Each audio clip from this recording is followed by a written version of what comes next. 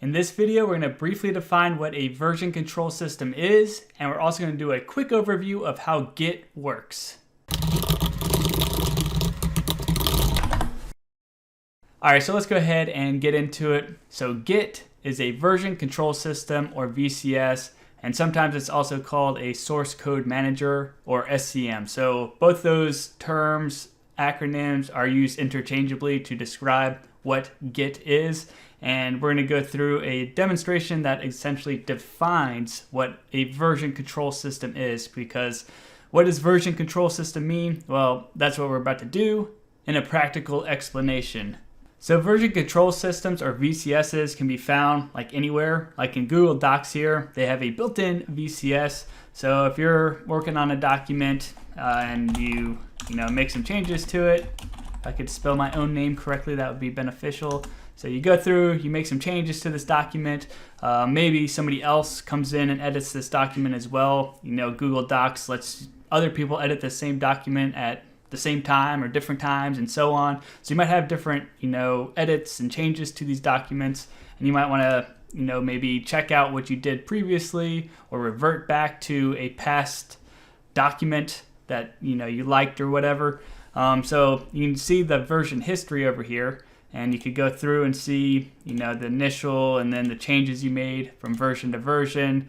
If you wanted to make a copy of a certain version, which is like branching in Git, and we'll cover branching in another video, but basically you branch off, you make a copy of it, and then you can make changes to that copy, and then you can merge them. So, Google Docs has something similar here built in, so we can make a copy, we could name our version here if we wanted to as well. We could also restore it, like we want this second version that we made because it's the best one, and then we got all crazy and started messing stuff up, so we want to revert back to an older version. We could do that. So that's basically version control, like in a very practical, obvious example that you've probably seen, used, experienced, and that's essentially what Git allows you to do. So let's go back to my PowerPoint presentation real quick. All right, so Git is broken into like 3 areas that you're going to be working in. So we have our first area, which is the working directory, and it's local, meaning it's on your PC, on your device. And this is where you're going to have your files that you're working on. So you might have, code files, images. You could have whatever in your working directory that's, applicable to your project. So you do your work in your working directory on your device. When you're ready to push your work somewhere else, you move it over to the staging index. This is also in the local directory, so you move your files over there, and when you're ready to go, you commit your files over to the repository, and the repository stores your work and keeps track of the changes, and this is your various commits. And I'm gonna have several videos that walk through committing, adding, etc. So that's coming, and you want to be on the lookout for those videos. So moving on, so there's 2 types of repositories. There's a local repository, so you can have a repository on your computer that tracks your changes, tracks your files, keeps everything stored on your local computer, backed up there.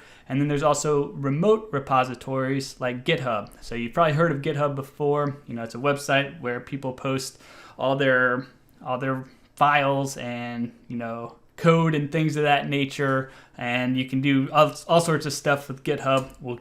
There'll be more videos on GitHub. So that's a remote repository because it's off in the cloud on some other device. It's not local on your device, and of course there's a lot of benefits to it being up in the cloud. Is if your computer explodes, you're not going to lose everything, right? So a lot of pros to having things backed up in the cloud.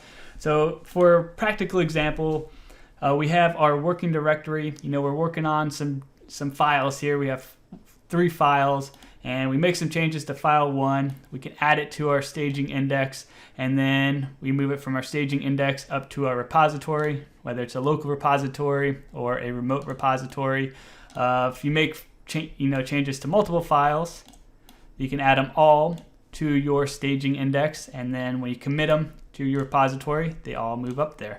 So it basically keeps track of the files you're changing, making edits to, tracks those changes, moves them, backs them up, makes a version, so that way you could revert back to those versions, just like we were doing in that Google Doc. We were reverting back to a different version, or you can go look at a previous version, see what you did there, come back to your current version, and so on. So a lot of flexibility, lets you, take snapshots of your work at certain time periods, so that way you could go back and forth and all sorts of other stuff. And then there's branching and merging and all sorts of other benefits to using Git for managing your projects, and we're going to cover all that stuff in follow-on videos. So that's it for this video. Just wanted to do an overview of Git and version control. And if you found this video helpful in any way, shape, or form, I appreciate any sorts of likes, comments, subscribes, anything like that. And I hope that you have a great rest of the day.